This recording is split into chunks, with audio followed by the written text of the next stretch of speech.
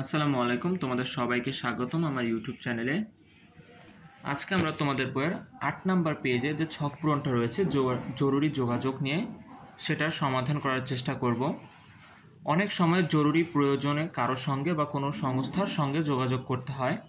নিচে কিছু জরুরি পরিস্থিতি দেওয়া হলো, এমন পরিস্থিতিতে তুমি বা তোমরা কার সাথে যোগাযোগ করবে তা নিচে লিখো।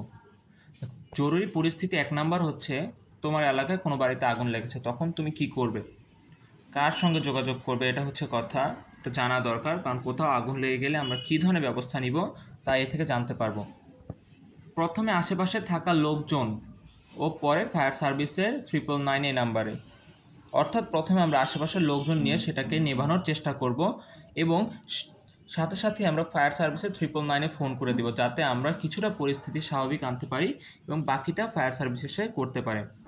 ২ নম্বরে হচ্ছে, খেলার মাঠে এক বন্ধু হঠাৎ অসুস্থ হয়ে পড়লে আমরা কী করব, কার সাথে যোগাযোগ করব।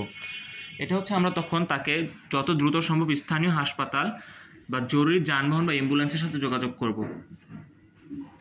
৩ নম্বর হচ্ছে, ঝড়ের দিনে বিদ্যুতের তার রাস্তায় পড়ে আছে। এমন অনেক সময় হয় যে ঝড় বৃষ্টির সময় বিভিন্ন ধরনের যে বৈদ্যুতিক খাম্বা বা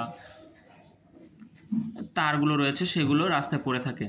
তখন আমরা কি করব, তখন আমরা স্থানীয় যে ইলেকট্রিশিয়ান অর্থাৎ যিনি এসব নিয়ে কাজ করেন তার সাথে যোগাযোগ করব। পরবর্তীতে আমরা সেটা বিদ্যুৎ অফিসকে জানাবো। ৪ নম্বর হচ্ছে, হারিয়ে যাওয়া কোনো শিশুকে খুঁজে পাওয়া গেছে, এখন আমরা কি করব, কার সাথে যোগাযোগ করব। প্রথমে অবস্থায় আমরা এলাকার যে মেম্বার রয়েছে অর্থাৎ যিনি দায়িত্ব রয়েছেন তার সাথে, এবং পরবর্তীতে আমরা স্থানীয় প্রশাসনের সাথে কথা বলবো যেন বাচ্চাটা তার পরিবারকে ফিরে পায়। এ হচ্ছে তোমাদের ৮ নাম্বার পেজের ছক পূরণ জরুরি যোগাযোগের ক্ষেত্রে, অর্থাৎ কোনো একটা জরুরি অবস্থায় আমরা কার সাথে যোগাযোগ করতে পারি সেটা। পরবর্তীতে আমরা দ্বিতীয় পরিচ্ছেদ নিয়ে আলোচনা করব।